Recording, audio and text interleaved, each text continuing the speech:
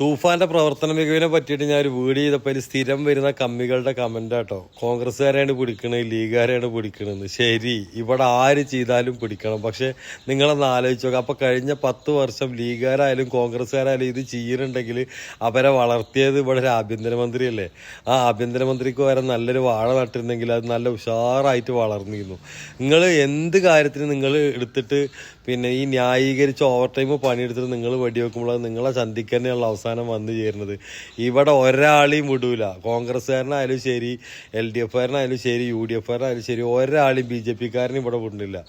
അത് ഇന്ന് വ്യക്തമായിട്ട് രമേശ് ചെന്നിത്തല പറഞ്ഞു. പക്ഷെ നിങ്ങൾ ഞാൻ ഈ ഇട്ട വീഡിയോസിൻ്റെ ഒക്കെ താഴെ മാത്രമല്ല പലയിടത്തും നിങ്ങൾ കമന്റ് ഇടുന്ന കണ്ടു. VD സതീശൻ്റെ അനിയാനെ പിടിച്ചു, മറ്റവനെ പിടിച്ചു.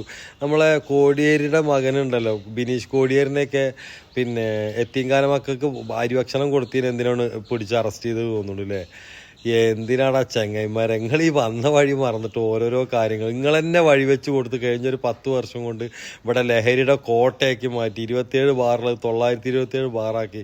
ഇതൊക്കെ ചെയ്ത നിങ്ങളാണ് ഇവിടെ വന്ന് ന്യായീകരിച്ചുകൊണ്ടിരിക്കുന്നത്. അതുകൊണ്ടല്ലേ നിങ്ങളെ തൂക്കിയെടുത്തിട്ട് ഈ 103 സീറ്റിലേക്ക് മറ്റൊരു കോൺഗ്രസിനെ നിങ്ങളെ പാർട്ടിയിലുള്ള ആൾക്കാരെന്നെ വോട്ട് ചെയ്തിട്ടും നിങ്ങളെ പാർട്ടിയിൽ നിന്ന് മാറിപ്പോയ 3 പേര് സ്വതന്ത്ര സ്ഥാനാർത്ഥിയായിട്ട് നിന്നിട്ട് നിങ്ങളുടെ മുഖത്തേക്ക് ഇട്ട അണ്ടർവെയർ ഊരിയിട്ട പോലെ അവർ വിജയിച്ച് കാണിച്ചതൊക്കെ ആയതുകൊണ്ടല്ല. അപ്പൊ നിങ്ങളെ പാർട്ടി എത്രത്തോളം മോശമായതുകൊണ്ടാണ് നിങ്ങളെ പാർട്ടിയിൽ നിന്ന് പോയ ആ 3 പേരും വിജയിക്കാനുള്ള സാധ്യത ഒന്ന് നോക്കി നോക്കുക. അവർ 3 പേരും വിജയിച്ചു.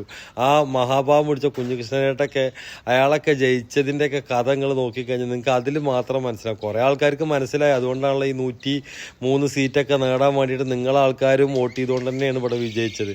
എന്നിട്ടും ഇപ്പോഴും തലക്ക് വെളിച്ചല്ലാത്ത കുറെ എണ്ണം വന്ന് ഇങ്ങനെ ന്യായീകരിച്ചുകൊണ്ടിരിക്കുന്നേ. വല്ലാത്ത മനുഷ്യന്മാരെ. നിങ്ങൾ ഓവർ ടൈം ഇങ്ങനെ പണിയെടുത്തുകൊണ്ടിരിക്കുക. ഈ ഓവർ ടൈം പണിയെടുക്കുന്ന നിങ്ങളെ കുറച്ച് ആൾക്കാരുണ്ടല്ലോ, അവർക്ക് ഈ വീഡിയോ ഒന്ന് ഷെയർ ചെയ്തും കൊടുത്തേക്ക്.